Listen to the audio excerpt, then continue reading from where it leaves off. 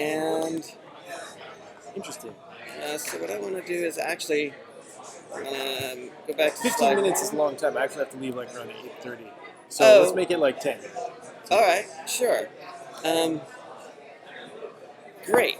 Now, what I want you to do is just sort of read this out loud. Gotcha. You can like skim past sections, but if you have any questions, I want you to talk to the computer because it's recording your voice. You got it. hourcoin is a fair currency based on personal time value.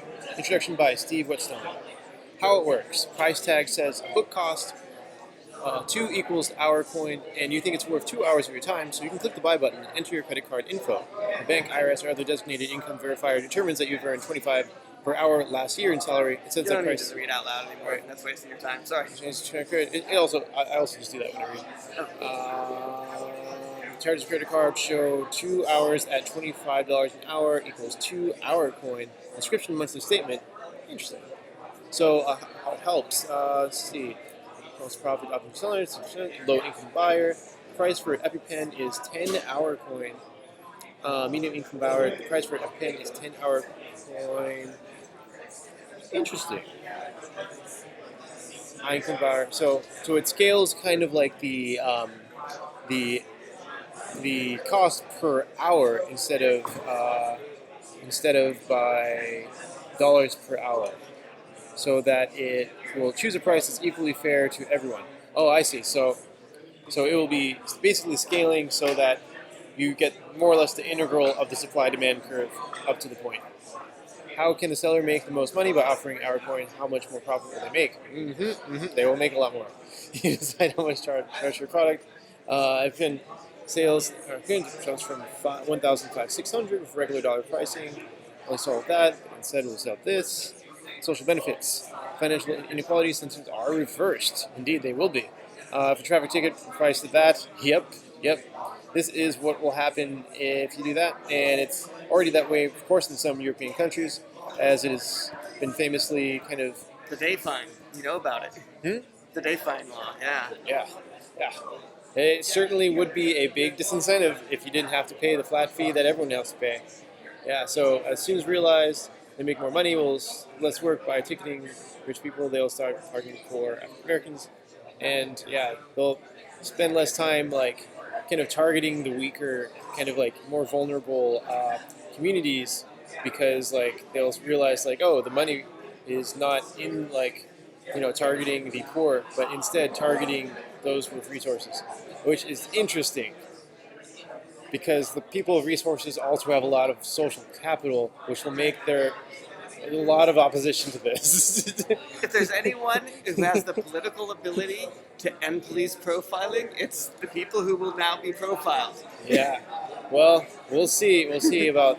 They'll probably implement something if this is forced into some law. Then yes, they'll probably fix it right away. They'll have like, that's it, automate everything, and fairness for everything, and the rules for everything. So everything is very objective, and no one ever does it. Or something like that. Anyway, It's going to make a lot of people unhappy. But there's a lot of times like you have to, do something like that in order to make things better.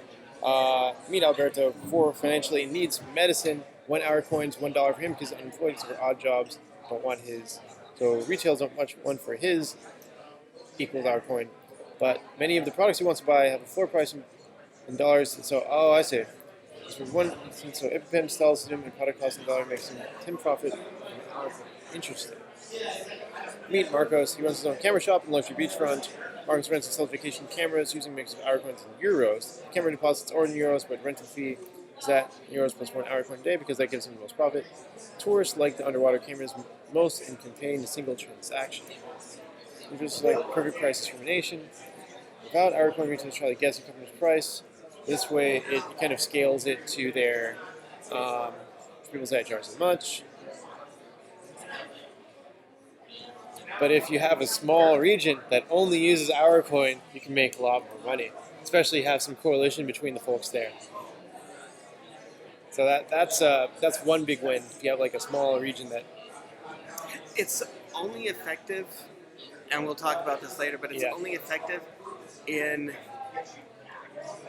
monopolistic or oligopolistic markets. in a perfectly competitive market, there's no advantage to using it. Well, just say when you have a monopoly of the type of currency, then people will have to use it, and it would just be a tourist attraction of itself. But there's no natural monopoly. I mean, individual sellers can choose to use it or not. There'll always be some, it's a market supply and demand whether people use it.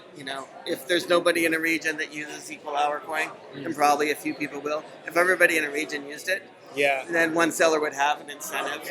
Yes, exactly. But that incentive is limited because, the price of shopping around is hour coins. It takes you an hour. Yes, that's right. So you would buy it anyway because your time is like so valuable. So it really does kind of. That's a good point. I see what you did there.